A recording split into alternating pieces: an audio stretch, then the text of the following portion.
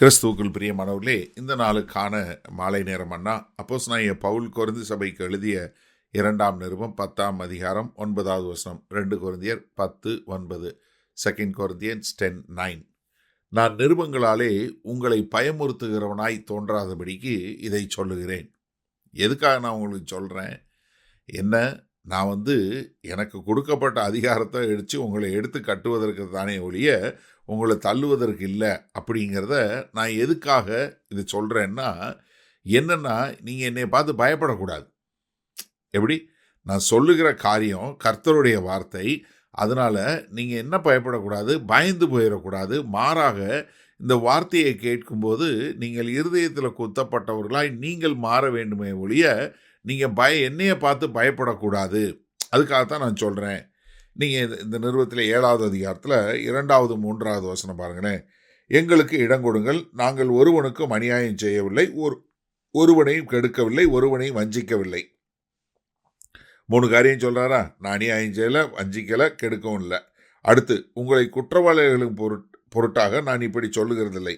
முன்னே நான் சொல்லியபடி உங்களுடனே கூட சாகவும் கூட பிழைக்கத்தக்கதாக எங்கள் இருதயங்களில் நீங்கள் இருந்தீர்களே. என்ன, உங்கள் கூட சேர்ந்து நான் பிழைக்கிறதுக்கும் உங்கள் கூட சேர்ந்து மரிக்கிறதுக்கும் நான் ஆயத்தமாக இருந்தேன். ஏன்னா நான் உங்கள் மேலே அவ்வளவு அன்பு செலுத்துகிறேங்கிறதுக்கு இதுதான் சாட்சி. அப்போ நீங்கள் என்னை பார்த்து பயப்பட தேவையில்லை. ஏன்னா என் இருதயத்தில் நான் உங்கள் பேரில் அவ்வளவு அன்பு வைத்திருக்கிறேன் என்று சொல்லக்கூடியதான்.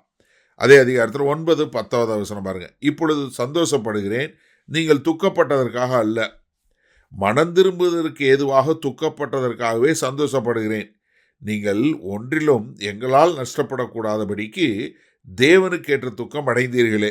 தேவனுக்கேற்ற துக்கம் பின்பு மனஸ்தாபப்படுகிறதுக்கு இடமில்லாமல் ரட்சிப்புக்கு ஏதுவான மனம் திரும்புதலை உண்டாக்குகிறது. லௌகீக துக்கமோ மரணத்தை உண்டாக்குகிறது.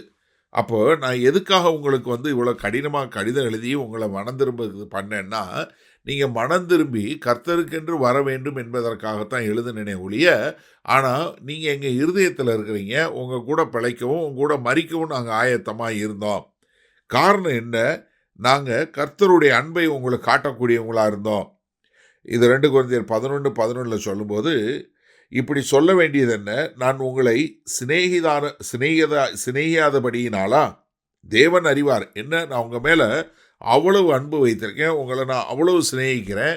அதனால் நீங்கள் என்னை பார்த்து பயப்பட தேவையில்லை.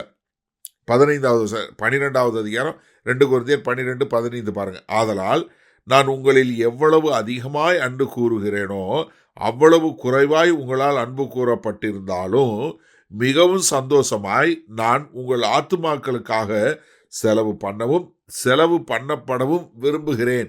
என்ன, நீங்கள் என்னை எவ்வளவுதான் கம்மியாக எவ்வளவுதான் குறைவாக நீங்கள் என் மேலே அன்பு செலுத்தினாலும் நான் உங்களுக்காக என்னையவே செலவு பண்ணுறதுக்கும் சின்ன செலவு பண்ணப்படுறதுக்கும் என்னை கொடுக்க ஆயத்தமாக இருக்கிறேன். நான் அந்த அளவுக்கு உங்கள் பேரில் அன்பு வைத்திருக்கிறேன்.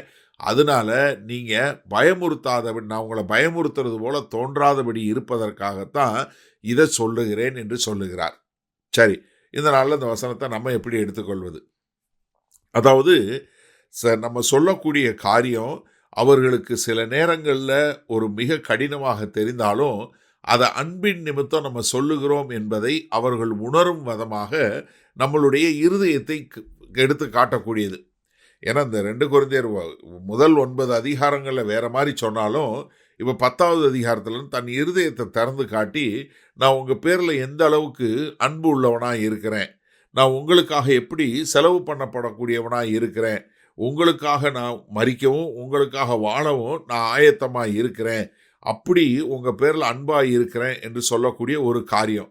அப்போ நீங்கள் இதே மாதிரி மற்றவர்கள் மேலே, உங்கள் சபையில் உள்ளவங்க மேலேயோ இல்லை உங்கள் கூட இருக்கிறவங்களுக்காக நீங்கள் அந்த அளவுக்கு அவர்கள் மேலே அன்பு செலுத்தி அவர்களுக்காக வாழவும் அவர்களுக்காக மரிக்கவும் கூடிய அளவிற்கு நீங்கள் மற்றவர்களுக்கு அவ்வளவு அன்பு செலுத்தக்கூடிய ஒரு ஜனமாக இருக்கிறீங்களா? சிந்தித்து பாருங்கள் ஒரு நிமிஷம். ஏன்னா நம்மளை கர்த்தர் என்ன சொல்லியிருக்கிறாரு? யோவான் 13வது அதிகாரம் 34-35 இந்த உலகம் எப்படி என்னுடைய சீஷர்கள் என்று அறிந்து கொள்ளும் ஒருவர் மேல் ஒருவர் காட்டக்கூடிய அன்பின் நிமித்தம் தான். அப்போது நம்ம அப்போஸ்தலனாகிய பவுல் எப்படி இந்த சபை மேலே அவ்வளோ அன்பு காட்டினாரோ அதே போல் நம்ம அன்பு காட்டக்கூடிய மக்களாக வரும்போது தான் அவர்களுக்கு பயம் இல்லாமல் இருக்க முடியும்.